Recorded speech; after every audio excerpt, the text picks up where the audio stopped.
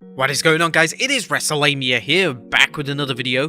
Now, AEW Full Gear is just days away, so how will they hype Saturday's pay-per-view? Well, join us now as we look at the 10th November edition of Dynamite, as well as the latest wrestling news, including WWE ready to begin a huge feud, Bryan Danielson shoots hard on WWE, the Undertaker doesn't want to disappoint fans, Nia Jax Deserved to be fired, and much more. Be sure to subscribe and hit that notification bell for daily wrestling videos, and follow us on Facebook and TikTok, links in the description down below. Now, as always, we won't recap the matches, but just look at the good, the bad, and the downright ugly. As always, we start off with the good as number 1, the devil is back. Now, last night's contract signing between AEW champion Kenny Omega and challenger Adam Page seemed like a relatively subdued affair compared to the usual affair where someone goes through a table by the end of the segment, but AEW showed some brilliant booking with the way things played out. There was the usual tete-a-tete between champion and challenger, with Omega insulting Page by claiming he carried Page and Page's insecurities have kept him from winning the belt. Page had a few things to say, but the entire affair seemed to be going relatively smoothly. In fact, Omega even offered to shake Page's hand, a sure sign something was going to happen, but Omega walked out without incident. But that was until the camera operator bonked Page in the skull with the camera, taking off a fake beard and mustache and revealing him as Omega's manager Don Callis. This was an excellent way to swerve the fans, both in turning a subdued contract signing into a violent one and bringing back Callis after an absence of 6 weeks. Number 2, good wrestling. But one thing fans can always count on is excellent wrestling in AEW. Last night's Dynamite kept the record going with an excellent opener between Bryan Danielson and Ricky Romero, an exciting one-on-one match between Dax Harwood and Pac, and other matches that delivered in the ring. There's no question that AEW knows how to deliver the wrestling that its base craves, but as we'll see in our analysis of the show's bad segments, is that enough? Number 3, brutal beatdowns. And last night's Dynamite featured a quartet of beatdowns and post-match attacks on AEW's babyfaces, including American Team and Men of the Year laying out the inner circle, Bobby Fish delivering a post-match attack to Jungle Boy, the Hardy Financial Office taking out Best Friends, and the new combination of Malachi Black and Andrade taking out Pac. Sure, AEW probably could have skipped one of those beatdowns, but they were still exciting and a great way to get the fans geared up for Full Gear. Oh, no pun intended. Or maybe it was. Number 4, the Elite mentioned Undisputed Era with Bobby Fish. Last night's backstage segment between the Elite and former WWE superstar Bobby Fish included a great reference to Adam Cole and Bobby Fish's time in NXT as the Undisputed Era. In case you missed it, Fish attacked Jungle Boy after his match with Anthony Bowens. Cole and the Bucks met Fish backstage, where Cole introduced Fish to the Bucks and Matt Jackson added, "In AEW, there's no dispute, it's the era of the Elite." Cole then suggested Fish wrestle Jungle Boy at Rampage to soften him up before the Super Clix pay-per-view bout against Jurassic Express and Christian Cage. This is a good way to acknowledge Cole and Fish's past while sliding in an insider reference for NXT fans. While it's too early to tell whether Fish will align with Cole, it was a great way to build a fan suspense.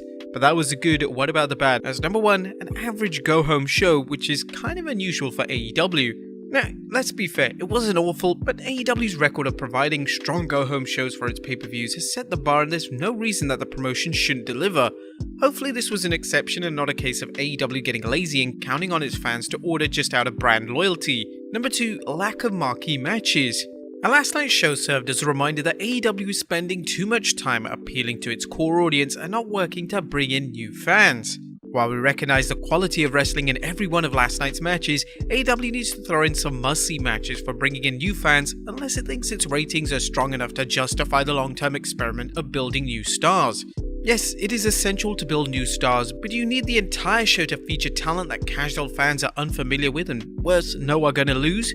Sure, Max Caster's raps are funny, but how many weeks do we need to see Anthony Bowens? The same goes for Yuta, Matt Sydal, Dante Martin, and even Leo Rush. And you can't wrestle. Is Dan Lambert trying to outdo Snoop Dogg for the bad performance by a non-wrestler? That's a question fans must be asking after watching Dan Lambert's pathetic powerbomb on Chris Jericho. The leader of the American team delivered an assisted powerbomb to Le Champion through the table, but it looked laughable. While Lambert is being portrayed as a loudmouth fat-ass, the reality is that he's a legitimate badass. As don't let the dad bod fool you. While it's clear AEW wants to have fans waiting to see Lambert get his comeuppance, AEW shouldn't be putting him in the ring if he can't protect the business. Hopefully last night's sorry spot was just a case of Lambert trying to protect Jericho and not a sign of his ability to work matches. Now, there was nothing downright ugly in last night's show. It did show evidence of lazy booking as AEW went overboard with the amount of beatdowns on babyfaces, but let's hope that was an exception and AEW doesn't go down the Raw route of taking the easy way out every week. Now, only a die-hard Dynamite fan would claim that the show is perfect every week, and while this wasn't a dog, it was surprisingly disappointing for a show designed to hype up a pay-per-view. What did you guys think of Dynamite? Let us know in the comments down below. Now let's move on to the news.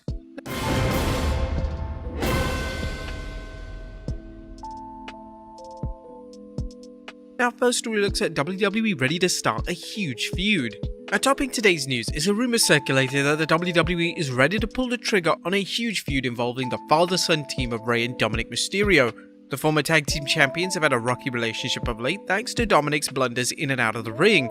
Now the Madman Wrestling podcast Andrew Zarian is reporting, spoke with a source to WWE, the breakup and feud are happening soon. WWE has slowly been planting the seeds for the two superstars' feud as far back as Dominic's debut at 2020 SummerSlam. You may recall several times that Rey Mysterio was interviewed about whether he'd ever wrestle his son, and Papa Ray saying it would never happen. But of course, he was duping us. Next up, Bryan Danielson shoots hard on WWE. A former WWE superstar, Bryan Danielson, left the WWE on great terms, thanking the company for many opportunities they gave him. However, that doesn't mean he won't share his opinion about the company's latest wave of releases during a profitable time for the company. During an interview with MMA Hour's Ariel Helwani, Danielson discussed the releases. In some ways I get it, in some ways I feel like it's not right. It's hard because my father-in-law, John Laurinaitis, is head of talent relations, and he is the one who has to call them all. One of the things I've always had a hard time with, and I've been fired from WWE twice, so I kinda get this. It's one thing if somebody does something bad. If you're under contract, you're not happy with the company, if they can fire you and give you 90 days, you should be able to give them 90 days to be released from your contract. On the flip side, if they're only firing you because of budget cuts when they're profitable than ever, I just don't think that's right. As fans know, the WWE's classification of wrestlers as independent contractors has led to some odd situations for wrestlers, including the company being able to release them at will despite a contract, while wrestlers being able to leave as long as they're under contract. As long as WWE superstars refuse to fight for their rights, this practice will likely continue for a long time. Next up, Nia Jax Deserved Firing. The WWE's recent wave of wrestlers being released included some huge names, but Nia Jax didn't surprise some fans who wondered why the superstar known for potatoing opponents wasn't released long ago. Now Ringside News is reporting that Jax's WWE career was living on borrowed time. While Jax is claiming she had taken time off for a mental health leave, Ringside News reports asked around about Nia Jax's claim that she was released after asking for more time for a mental health hiatus. A tenured member of the creative team responded that they had no first-hand knowledge of Nia Jax asking for a longer break, but a release was a long time coming. No idea about Nia Jax needing mental health assistance. Either way, she should have been fired years ago. Ringside News added, "We were told that a combination of her work rate, backstage attitude, and the fact that she's dangerous in the ring were all reasons why she should have been future endeavored already. Vince McMahon always liked her and it showed in her booking." Now, if the stories about Jax's backstage reputation are true, it'll be fascinating to see whether she is able to find regular work in any significant promotion. Will she work on the indie scene, retire, or perhaps even see if the bidet company that offered her a job as their ambassador following her infamous My Whole segment on Raw is still interested in her. And finally, The Undertaker doesn't want to disappoint the fans. The last but not least is The Undertaker retired. It's hard for wrestling fans to take any retirement seriously in light of the many times wrestlers have retired only to pop back into the ring. While there's no guarantee that the Phenom has wrestled his last match, he's certain that if he were to wrestle again, it would be a letdown to the fans. Taker recently spoke with the Dallas Morning News about this, saying, "Yeah, of course it does. I think it's always in my head and in my heart, especially getting ready for WrestleMania here at AT&T Stadium. It's just like, man. But it's just at a point where physically I can't perform at a level. I mean, I could go out and walk through something and I could get through a match, but I can't give the people what they expect at this point." Do you think Taker should stay retired? Let us know in the comments down below, and I'll see you next time with some more wrestling content.